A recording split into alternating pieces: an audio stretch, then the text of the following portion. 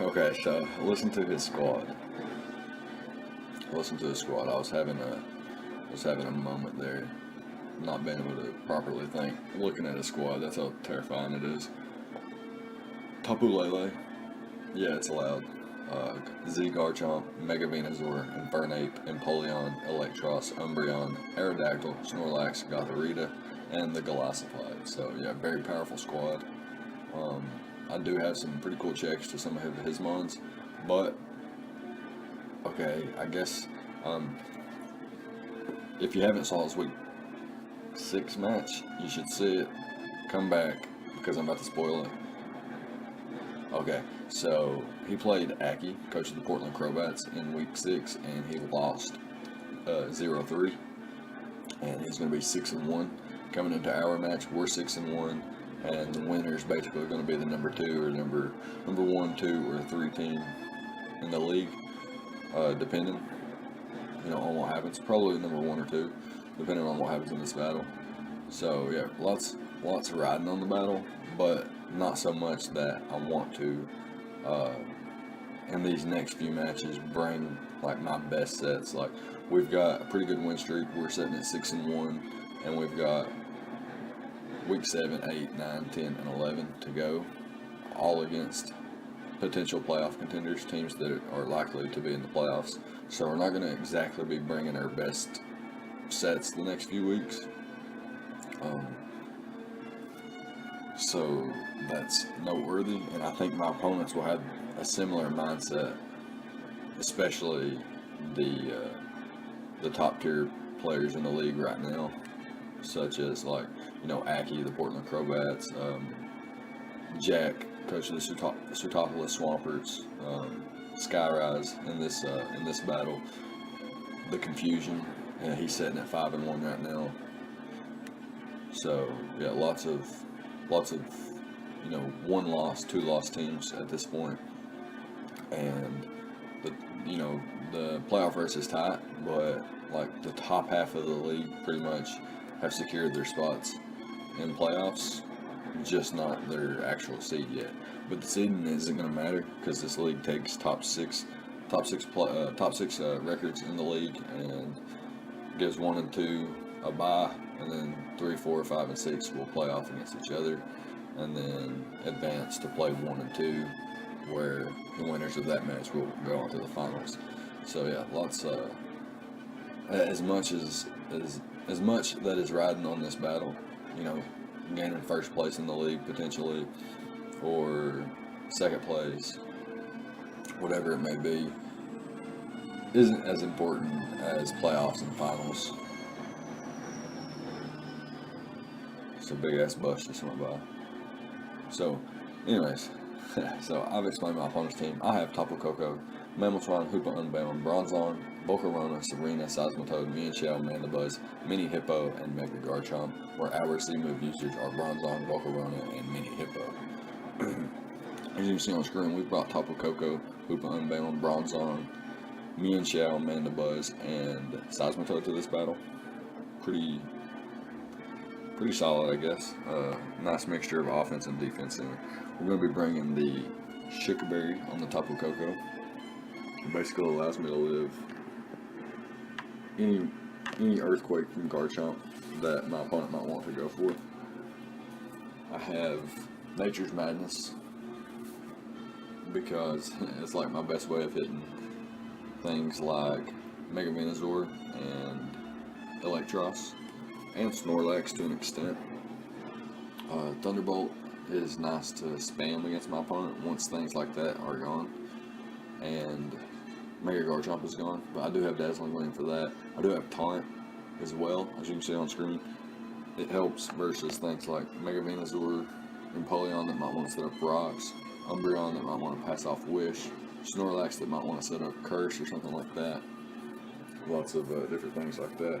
So, it also prevents Stealth Rocks on a couple different mons, prevents late game setup from Infernape, Defog from Empoleon, and lots of different, scenarios that could pop up. I also have a Terrain Ward here with Tapu Lele. setting up the psychic terrain and the electric terrain back and forth until one of us gives, I suppose.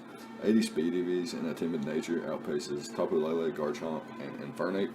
Infernape being the fastest of the three. I didn't feel like the max speed and speed time with Aerodactyl was important enough, so I just would rather add bulk. So yeah, I bypass on potentially speed creeping it with that. Max special attack gives me maximum damage output, and my opponent has no immunities for my dual stab, although he does have some resistances like Mega Venusaur. So yeah, that's the idea behind Coco. And like I mentioned, the Sugar Berry allows me to scout Garchomp's set by taking any one Earthquake and attacking with Dazzling Gleam. Say my opponent clicks Earthquake and he Scarf, I will survive, click Dazzling Gleam, and they can switch out. Accordingly, I do have Mana Buzz, which is a flying type, and quite bulky. Bronzong potentially having Levitate. I don't expect my opponent to bring Scarf Garchomp. It doesn't make sense versus my team, in my opinion. So yeah, that's the idea behind Hoopa Unbound. I mean, Tapu Koko. Next up, we do have Hoopa Unbound, though, where we're going to be rocking the Hyperspace Fury, Hyperspace Hole, Focus Punch, and the Hidden Power Ice. So I have 172 speed EVs, which allows me to outspeed everything up to a no speed invested Garchomp. And under Trick Room, I can actually outpace a Garchomp that has no investment, so that's really cool because I do bring a Trick Room tech, which is pretty cool. My special attack investment, despite my adamant nature, allows Okos on, okay, say Garchomp or Mega Venusaur are only HP invested, no Spadef or anything like that. I will knock them out with Hyperspace Hole and Hidden Power Ice, respectively, after Stealth Rocks, which is pretty cool. And that's from one round of Stealth Rocks, which is pretty dope. My attack investment ensures that Focus Punch Okos Umbreon after Stealth Rocks. If it's only HP invested, I do believe. If it's max defense, I think you might have to have a couple rounds of Stealth Rock and maybe some come in on like a Hyperspace Fury into Focus Punch. But that's a little bit risky since Focus Punch, you have to rely on your opponent not attacking you. So yeah, I'm HP invested. It aids for, well, not for, but against things like Empoleon and Mega Venusaur, which I can comfortably take a hit from and attack back, and actually get off some pretty solid damage, even versus like a max defense Empoleon with the Life Orb, Hyperspace Fury. And if I was to potentially get my item knocked off, I would be able to steal an item back with my Magician ability, which is super dope. So yeah, the idea so far in this match is to spam Nature's Madness and Coco Stab and put everything in range of Hoopa Unbound so that I can set up a potential Trick Room with my Bronzong and then sweep with Hoopa Unbound. So I do have a Heat-Proof Bronzong here. I'm running Heat-Proof basically just for mind games. It's my opponent's likely to bring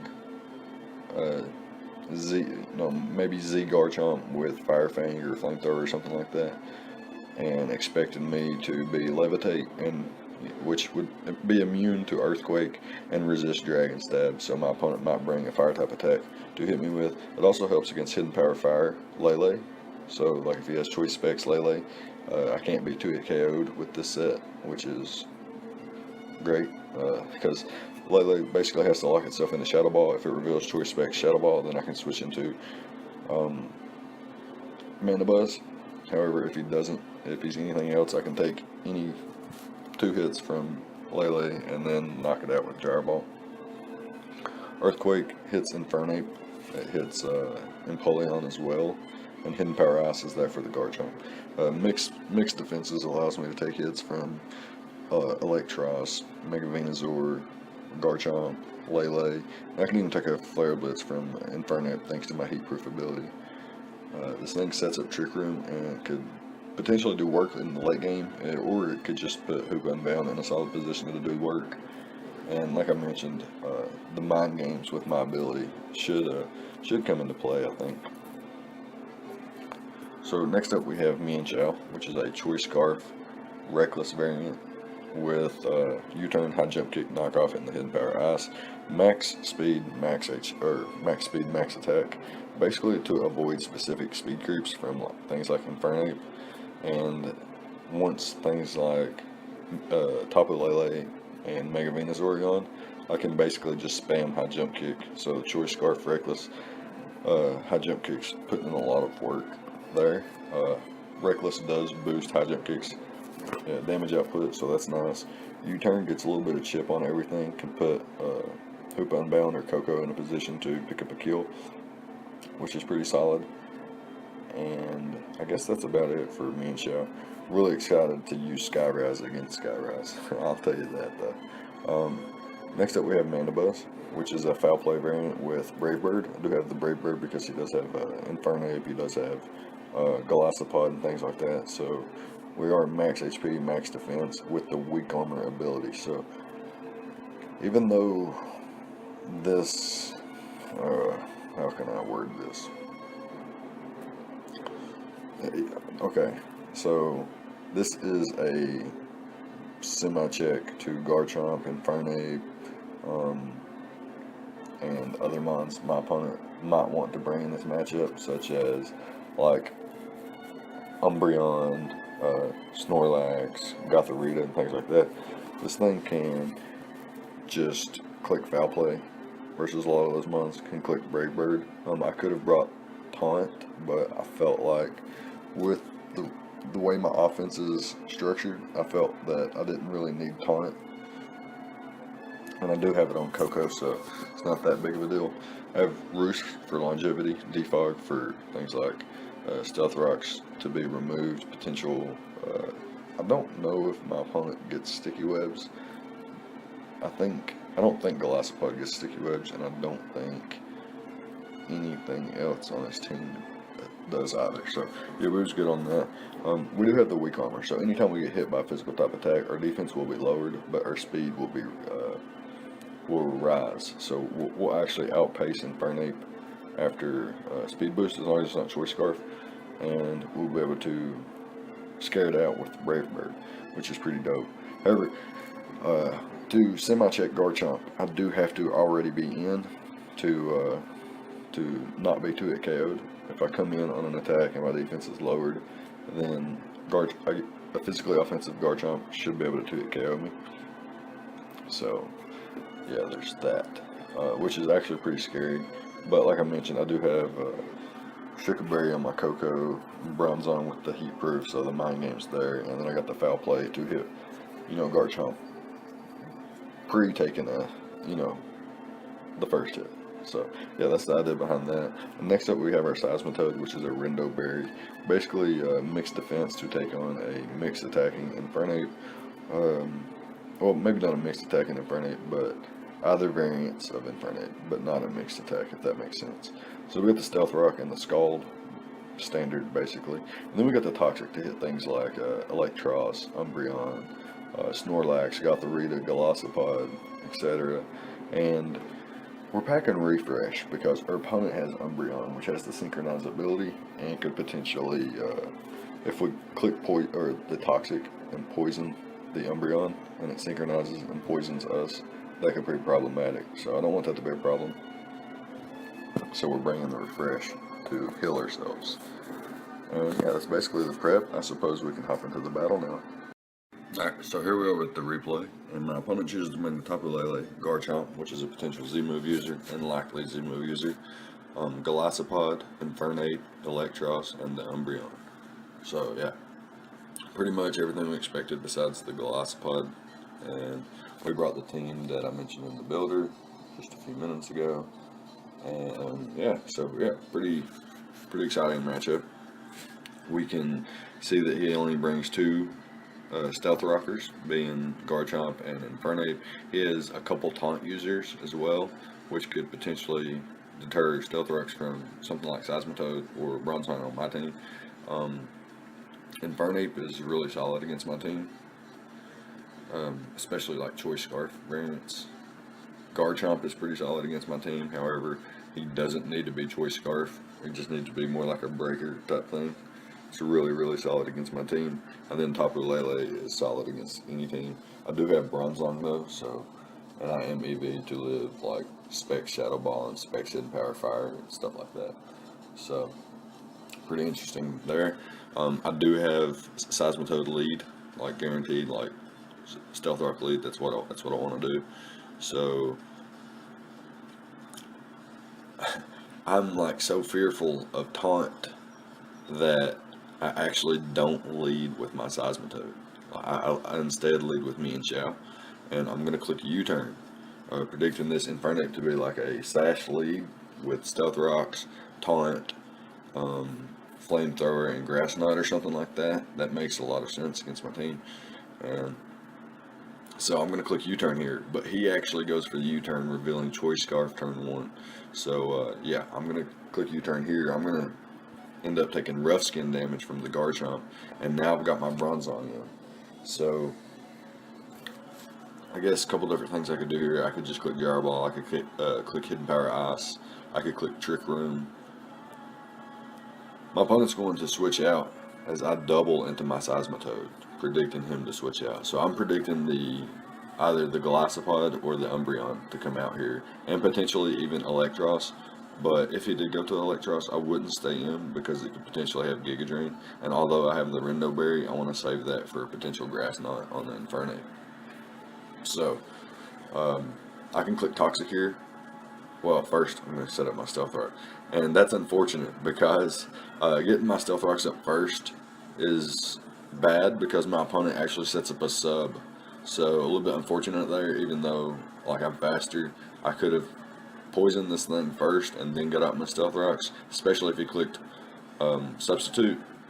Like if I clicked Toxic there and he clicked Substitute, I would have been in a solid position to just set up my Stealth Rocks on the next turn and then refresh the following turn after that, since I do pack the refresh. So now I'm actually kind of afraid of Umbreon. So what I'm going to do is switch out into my Tapu Koko as he actually goes for the Toxic, not knowing my set. It makes sense to go for Toxic. However, I have to go into this thing to break his sub immediately. I could have went into me and Xiao as well, and you turned out into something like back in the Seismitoad maybe, breaking his sub and then poisoning, since I know that I'm faster. But I go into Koko here, and I'm going to click, I think, Dazzling Gleam on the first turn, see what he wants to go for, and then click Taunt, because I don't want him throwing off Wishes and Protects and whatnot. And he actually goes out into the Electros. So I taunt him here, and the Wish basically doesn't matter because he was basically at full anyway. So I'm going to click Nature's Madness here. I'm poisoned, and there's not much Eel can do back unless it's like a setup variant. So I'm just going to get some nice damage off on it there, and I'm going to do the exact opposite here. Instead of getting damage off, I'm going to hard switch out into my Bronzong and scare out Tapu Lele potentially. He could predict me to over predict him here, and he could click Shadow Ball again, but I've already got Stealth Rocks up, so there's not really another play that makes sense other than just attacking what's in front of me. So I do expect him to switch out here, and he does just that going into the Golisopod.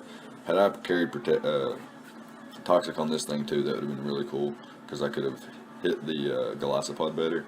I could have maybe bypassed Hidden Power Ice and put Toxic on there, but oh well. Anyways, I reveal my Mandibuzz set here, showing off the weak armor, and he switches out into Umbreon, knowing there's probably not much I can do. I go for the Brave Bird there, it does nothing. Bounces off of Hard Body Umbreon. I'm going to hard switch out into Tapu Koko, and I can click any one move here. My opponent's likely to switch out, so it just makes sense that I just click Dazzling Gleam anyway, because he doesn't have a resist to it.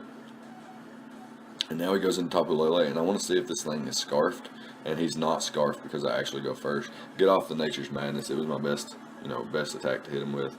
And now I can go into me and Xiao and just click U-turn, forcing him out, and Electros basically faints. I can go into Hoopa Unbound here and reveal the Hyperspace Fury, but I also reveal that I'm Life Orb, so my opponent knows that he can knock me out with Choice Scarf U-turn.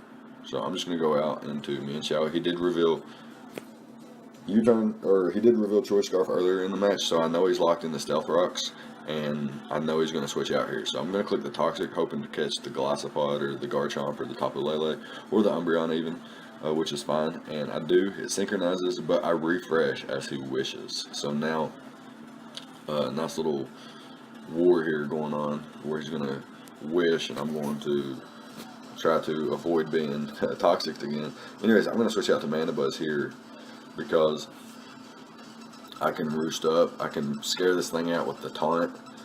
I could click Foul Play. I don't have U-turn. I can defog. It's harder for him to set up Stealth Rocks because he has to lock himself into it with Infernape, whereas I can just click it with Seismitoad coming in on Infernape, coming in on Umbreon or anything like that. So I don't mind the defog because it's easier for me to get rocks back up than it is for him. And what I'm seeing here is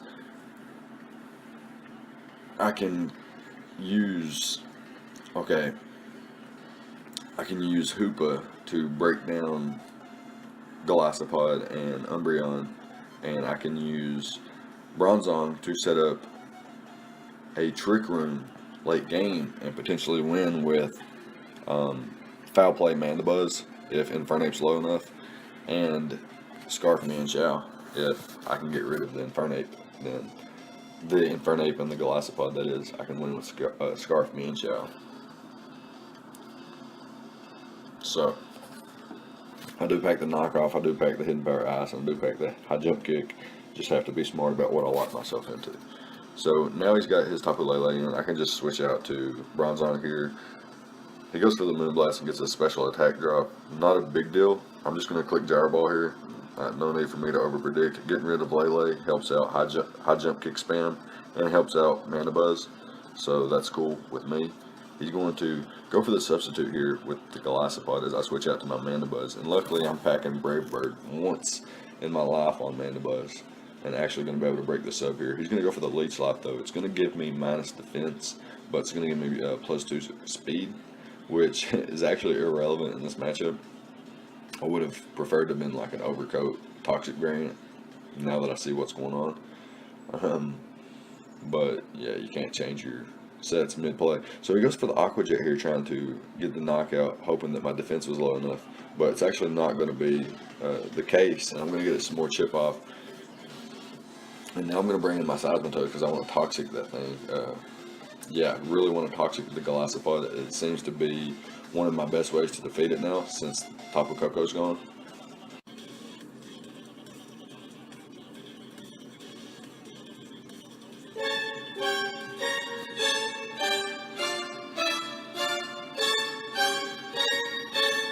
He's going to knock us out with the Foul Play because we're in range after we take High Jump Kick Recoil after missing. And now there's really no way to win. I'm actually going to go for the Focus Punch here, because if I can knock out the Umbreon, I can still win. I was hoping he would go for Wish or something there, but it's not going to be the case, and we're going to forfeit the match. And normally this is a forfeit mid-battle is a 6-0, but my opponent actually wanted his Pokemon to get the kills and not Umbreon to get the 3 remaining kills. So what my opponent chose to do was instead make it a 3-0 with Umbreon dying this turn to Hoopa Unbound, and then Infernape or Garchomp coming in and finishing up the match. I don't remember if he chose Infernape or Garchomp, but either would have worked at this point in the match. So yeah, that's going to be a good game to Skyrise. We're going to fall to 6-2, unfortunately. 6-2, 5-2, 5-2, I think. Let's see here. This is week 7. Yeah, we fall to 5-2, and Skyrise is going to move on to 6-1. That's where we are. So yeah, next week we're going to be playing Aki VGC, one of the Mount Rushmore heads, self-proclaimed GOAT. So yeah, looking forward to that. Again, good game to Skyrise. Always a pleasure to face the Goldenrod and Zebstrikas. But yeah, that's going to be it. gonna leave a like, comment, subscribe, all the good stuff. Let me know your thoughts on the battle, prep, play, and MVP, play of the game, etc., etc. And we'll see you guys next time. Leave a like, comment, subscribe, and I thank you for watching.